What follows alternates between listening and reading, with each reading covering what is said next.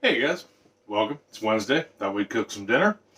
And tonight, I was going to cook dinner either way, but man, wouldn't it be awesome if we cooked dinner together? I think so. And tonight, I thought we would do something different. Always, every Wednesday, I do something different, right? I don't think I've repeated the same dish twice out of 100 and some dishes, which is kind of cool, really, if you think about it. But I found this recipe. It's a sausage, onion, and peppers. But it's an Italian sausage, onion, and pepper recipe. And I thought, man, this would be really good. It's got a Marsala, Marsala wine. It's like a vinaigrette to it. It's got a tomato sauce, and it's got garlic and peppers and oregano. You make a nice sauce to go with it. And this is, at my understanding, reading the recipe that I found, is a solid Italian dish. And I got this from the Food Network website, which I thought was awesome. And I didn't really change anything to it. It sounded, kind of good where it was. And it's got fresh basil and just all kinds of stuff. I think this is something that is quick. It could be an easy weeknight meal. You can just throw it in a bowl. You can put it over pasta. Tonight we're going to put it on bread and make it sandwiches. It's just a very versatile thing to use. So that being said, if you're new, welcome. If this is your first video, I hope you get something out of it. If you're returning, thank you. New subscribers, thanks. Don't forget to share, like, subscribe, all that good stuff. Notification bell, that way you know my videos come out. The whole share, like, and subscribe thing helps get this channel out into other people's feeds. Helps our community grow. Helps our neighborhood thrive, and we can get more people out there to eat good food. It may not always be healthy food, but it's good food, and have good conversation. So, that being said, let's go ahead and get down here to the countertop, or in this case, the stove top, and we will start cooking some food. All right, hold on for me just 1 second. Okay, we are down here at the counter. So really, as far as things you'll need, utensils you'll need to work with this evening, the biggest thing is going to be just something to stir with and a pan. You want a good size skillet, a heavy skillet, something that's going to give you some heat. And our first step to making this dish is we're just going to take a quarter cup, 60 milliliters of a good olive oil, a decent olive oil. Olive oil you will buy. There's like 800 brands of olive oil on the market, and you want to try to find one that all the olives kind of came from the same place, and you want to look at its expiration date, because they all have expiration dates.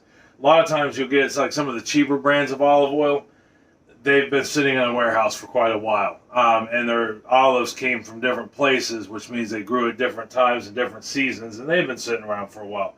So you got to really, to get a decent olive oil, you get what you pay for, basically. So first thing we're going to do is put that quarter cup, 60 milliliters of olive oil in there, and we're going to let that heat up. We'll know when it heats up, it'll start to smoke and shimmer and all that stuff. And then we can brown our Italian sausage up. All right, we're starting to smoke. We got some shimmering going on. You can also, if you have like a wooden skewer or even a wooden utensil that doesn't have any coating on it, if you stick it in there, in your oil, you should see bubbles coming off of it. I don't know the science behind that, but I know that's a true statement. So now we're going to use 1 pound of Italian sausage. I've actually got more than a pound here, but the recipe calls for a pound. And we're going to start browning these up. All right, it's going to take about 5 to 7 minutes. We don't have to completely cook them through, but we want to get a nice sear and some browning on them. So that way we can take it and cut it up, and we're going to put it back into a sauce we're going to make, and then we'll be and they'll finish cooking that way. So I'm going to go ahead and get these seared, and then we can move on.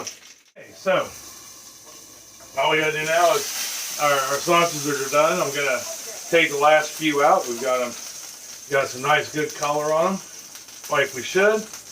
We'll set those out to the side, just like such.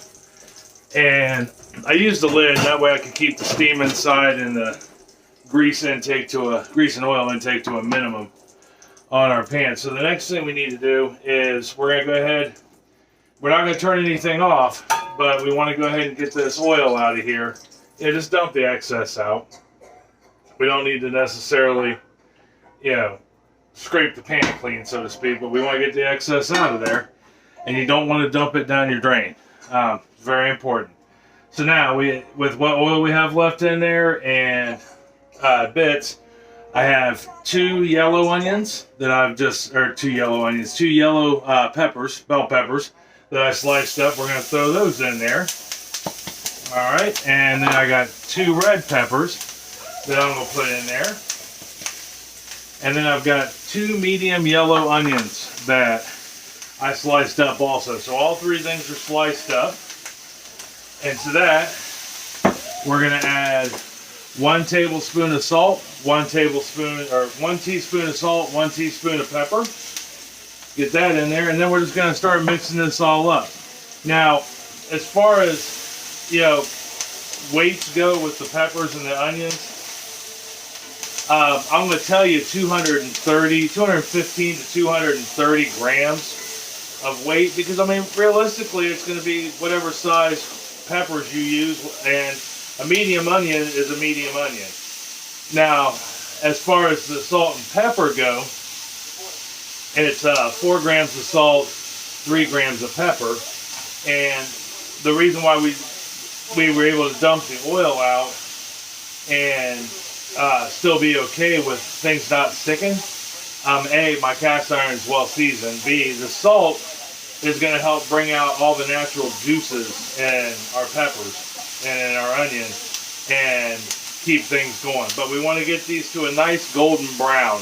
And that's going to take about 5 minutes, 3 to 5 minutes. And we're still on that medium-high heat we started with. I don't know if I mentioned that in the beginning, but medium-high heat. Okay, so while those are cooking, we still got a few minutes to go, right? We're going to take our sausages, and we're just going to lay them out here. Now, the original recipe, they must be using like fresh sausage from the butcher, because they said to cut it into 4 to 6 inch strips, or 4 to 6 inch pieces. Well, these are already about 5 to 6 inch pieces, so we're going to cut these down to into thirds, or about 2.5 inches a piece, and then that way we can add them in here, but and finish cooking them up, all the way. So I'm just going to go ahead and cut these down, so that way we can utilize them in the dish. So we've been letting these run for about 7 minutes or so. I went ahead and finished chopping up the sausages into nice little 2 to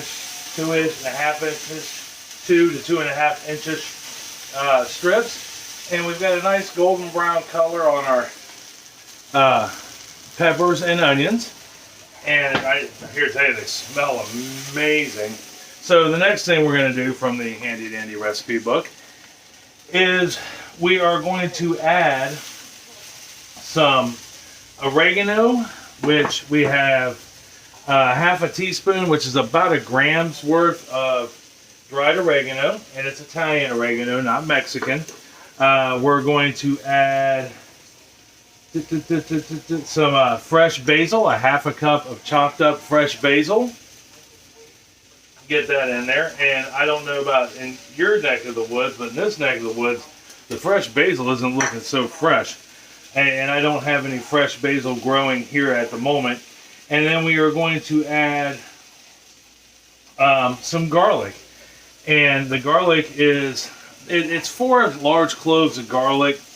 In our case, is going to be right around 18 grams. Now, most of these weights, when it comes to the gram measurements and vegetables, it's going to vary. It's on, how big, how small, and all that stuff. But you know what you and your family or you and your friends like. So if you like more garlic, add more garlic. If you like less garlic,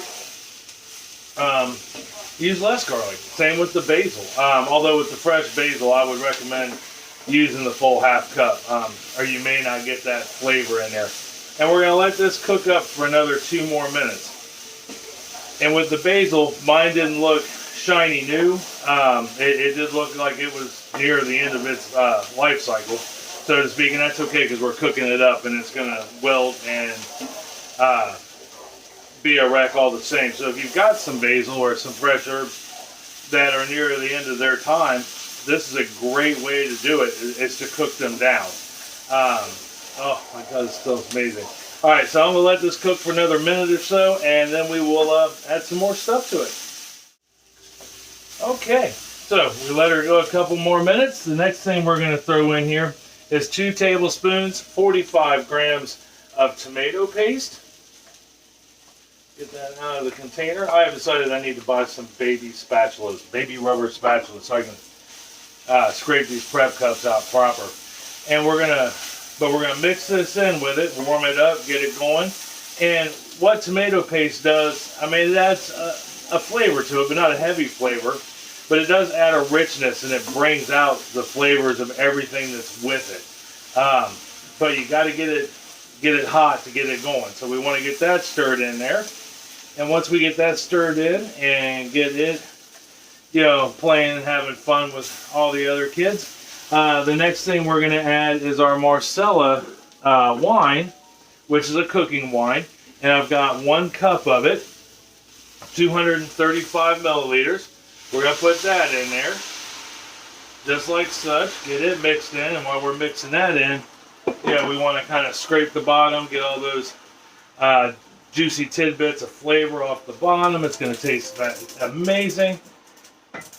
Then we are going to add 1 15-ounce jar of diced tomatoes, or in this case I just got chopped tomatoes because I'm using my own, but the recipe calls for 1 cup of diced tomatoes.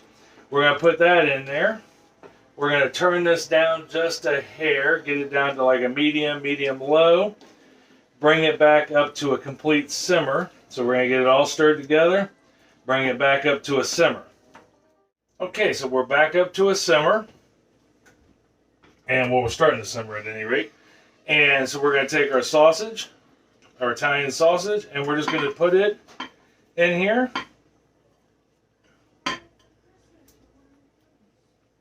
Just like such. And we'll give this a good stir around to incorporate. Get it all playing together. That way our sausage will continue to cook. That's important. And it'll give everybody in the pool here an opportunity to get to know each other, so to speak. So what we're going to do is we are going to let this just continue to simmer and the sauce to thicken for about 20 minutes. Or until the sauce thickens, whichever comes first and your sausage is done. And you'll be able to see if the sausage is done or not. It won't be, it's barely pink in the center now, but it'll be completely cooked. So when I come back, we'll take a look at our finished product, throw it on a toasted roll, and see how it tastes. All right, I'll be back here in just 1 moment. All right, guys. So we got her done cooking. I got cleaned up a little bit. Went ahead and let her rest for a minute. Anytime you cook something, oven, skillet, whatever, you never want to serve it piping hot. You got to give it a chance to settle down a little and relax, cool off so you can taste it. Now there are some people out there that can eat stuff piping hot like that. I am not one of them. But let's I'll bring this up to you so you can take a look at her. But there we are. That is our sausage, onion, and peppers done in a Marsala sauce. It smells amazing. It looks fantastic. But now we gotta try it, right? See how it tastes. So I've got a sub bun here, an Italian sub bun, and what I did was I hollowed out the bottom, okay? And then I'm putting some, we can put the provolone cheese on top, on the bottom, however, your heart desires. But the reason why I hollowed out that bottom was so that way there's like a little valley there to, hold the sausage in. Because we want that to happen, right? That way, it doesn't make quite the mess. You could even hollow out the top. I actually didn't even know that was a thing until, I don't know, maybe 6 months ago. And I work in a pizza shop that sells subs. And I was saying that one of our subs didn't come with enough chicken on it. And my buddy was like, Brian, hollow out the bottom. That way you can put just a hair more on your sub, right? And I was like, oh, that's a great idea. So, I started doing that. And then we'll take a little bit of this sauce. Oh, this smells so good, guys. I'm here to tell you. I can't even, I wish I had the ability to do smell-o-vision with you, because I think you guys would be like, oh my gosh. Well, you will be if you try this recipe. Now we don't know how it tastes yet, but I guarantee you, you'll enjoy the smell, at least. And then we'll go ahead and give that a good closing. Ooh, that's warm. Like such. Maybe. Smash it down a little bit. Now I'm going to take my knife and I'm going to cut it in half. So, one thing I've learned at working in a pizza and sub shop, and this was really ingenious. I don't know who initially thought this was a great idea, but it is a great idea.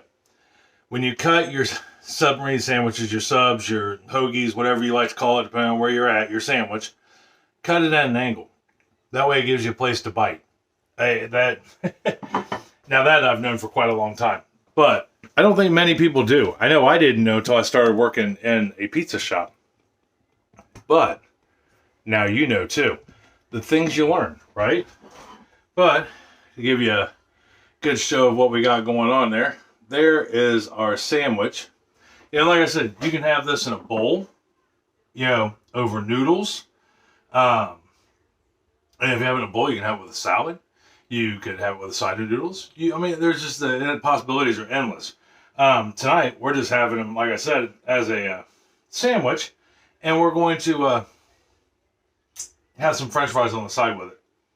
It may not be the most gourmet meal, but it works, right? That's just the way it is sometimes. Not every day can be a Sunday dinner.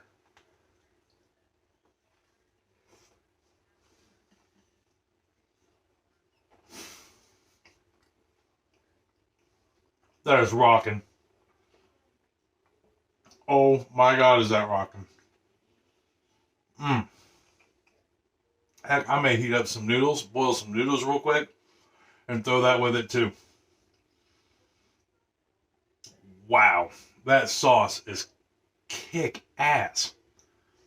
And I don't say that lightly because I don't like to cuss on my channel. But that is freaking amazing. Holy cow. Let me get another bite and we'll talk about that.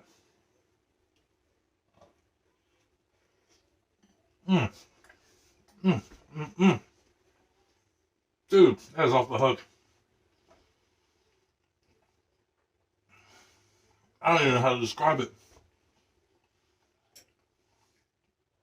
Because you can taste it all. It's like a bam of flavor in every bite. That sauce is incredible. I wouldn't change right a thing. I was worried about the salt. Was it enough? Because of the tomatoes. And tomatoes can be bland. But man, you throw that oregano in there and that garlic where it's roasted. And just that little bit of salt was enough to just kick out that flavor. Holy cow. That is great. You guys have got to give this a try. Hands down. It's not that hard to make. It takes about 35 minutes. Probably even less time if you are a great cook. I am a fair cook. And it still took me less than 35 minutes. Maybe 40 total. And that was with me running my mouth and talking to you guys. But give this a shot. You won't be disappointed. It's inexpensive to make. That whole meal costs, I don't know, $10 to make, $11 to make. And that was with me doubling the sausage. And that's going to feed 6 people plus have leftovers. That's a value. If you do try this, let me know. I guarantee you will not be disappointed. Invite some friends over.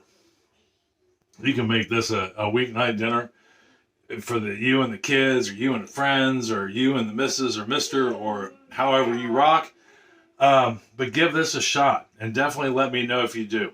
So, wow, that's just, I'm not speechless, but I'm speechless. 2 thumbs, way up. Even the peppers are amazing. They got that flavor of the sauce in them. Tomorrow, we're still going to do a wild berry pie. And I think I'm even going to be brave enough to put it in a cast iron skillet. Matter of fact, it's going to be this cast iron skillet and see how that goes. I know the wild berry pie of itself, the filling is really very good. It tastes very similar to my wild berry Pop Tarts, but I have actually to eat the pie, so we'll see how that goes. And we'll take it from there. And then I think, yeah, we'll take it from there. So, 3-berry pie tomorrow for baking. Try this, let me know.